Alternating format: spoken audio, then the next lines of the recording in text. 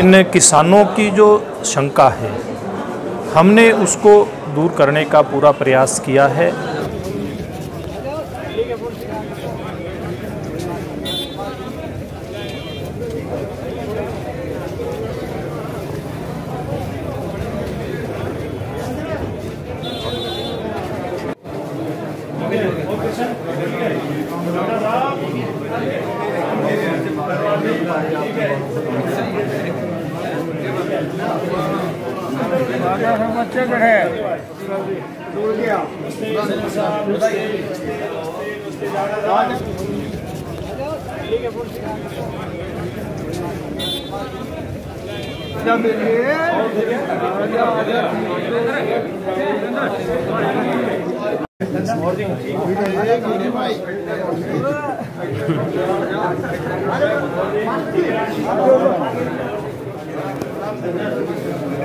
के अंदर एक स्वाभाविक सी बात है, कोई पार्टी के किसी भी कार्यकर्ता को कोई जिम्मेवारी मिलती है तो सब कार्यकर्ताओं को खुशी का इजहार, खुशी तो होती है और इजहार कार्यकर्ता करते ही हैं। तो उसी प्रकार का आज यहाँ पर कार्यकर्ताओं ने अपनी खुशी जताने का काम किया है।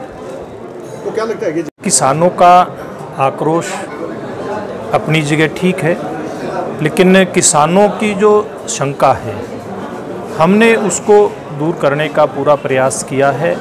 लेकिन कई बार जब आंदोलन राजनीतिक से प्रेरित हो जाते हैं तब जाकर के वो गलत दिशा भी आंदोलन कई बार लेते हैं। लेकिन मैं समझता हूँ जो ठीक ठाक किसान नेता है वो सारा जो ये आंदोलन है उसकी मंशा को अब समझ चुके हैं और ज़्यादातर लोग इस बात को मान चुके हैं कि ये जो 3 बिल नए बने हैं ये किसान के हित में है। किसी भी प्रकार से इसमें किसान का अहित नहीं है, ये बात आज किसान स्वीकार करने लग गए।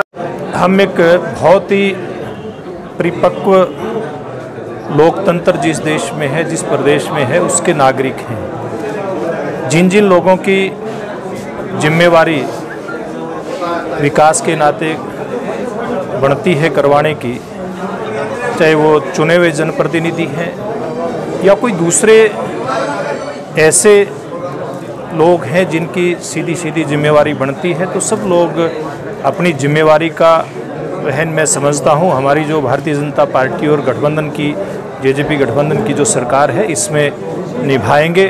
और पूर्व में भी बहुत काम टोहाना विधानसभा क्षेत्र में हुए हैं और भविष्य में भी काम की कोई कमी नहीं रहने वाली है। बड़ौदा चुनाव मैं समझता हूं कि जिस प्रकार से बड़ौदा चुनाव धीरे धीरे करके आगे बढ़ा, कल नॉमिनेशन दाखिल करने की आखिरी तारीख थी। कल सब पार्टियों ने अपने अपने उम्मीदवारों के नॉमिनेशन वहां पर फाइल किए हैं और सबसे पहले उम्मीदवार की घोषणा की तो भारतीय जनता पार्टी ने की।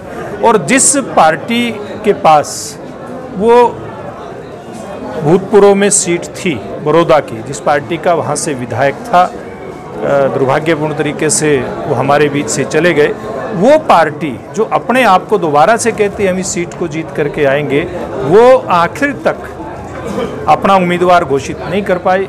इसका मतलब वो स्पष्ट है कि भारतीय जनता पार्टी की जो लोकप्रियता, हमारे उम्मीदवार योगेश्वर दत्त की जो लोकप्रियता उस विधानसभा क्षेत्र में है, वहाँ दूसरी पार्टी के उम्मीदवार टिकने वाले नहीं। राहुल गांधी जी की बात, मैं राहुल गांधी जी को एक बात आपके माध्यम से कहना चाहूँगा और जो उनकी यात्रा का समर्थन कर रहे हैं उनको भी एक बात कहना चाहूँगा। आंदोलन करना चाहिए, कोई अगर बात लगती है कि लोकतांत्रिक व्यवस्था में जनता के हित में है, उसमें कहीं कोई बुराई, अहित में है कोई बुराई नहीं है।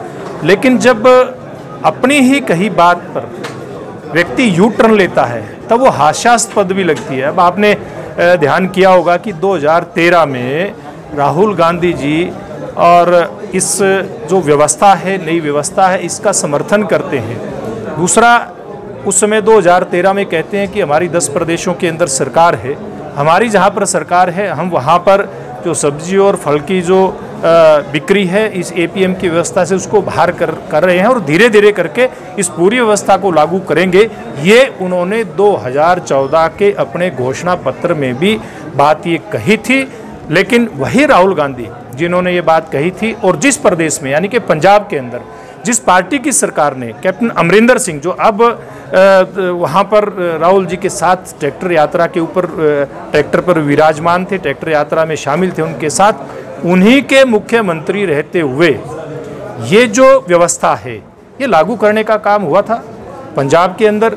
ये जो कॉन्ट्रैक्ट फार्मिंग है यहाँ से नहीं है, ये 2006 से इस व्यवस्था को विधिवत रूप से पंजाब की सरकार ने लागू किया और राहुल गांधी जी वहीं पर जाकर के जिस व्यक्ति ने उसको लागू किया उसके साथ ट्रैक्टर पर बैठ कर के यात्रा कर रहे हैं। ये देश की जनता को गुमराह करने का ये प्रयास कर रहे हैं। मुझे लगता है अब धीरे धीरे करके देश का किसान ये जो दोगली बातें करते हैं, दोगले नेता हैं।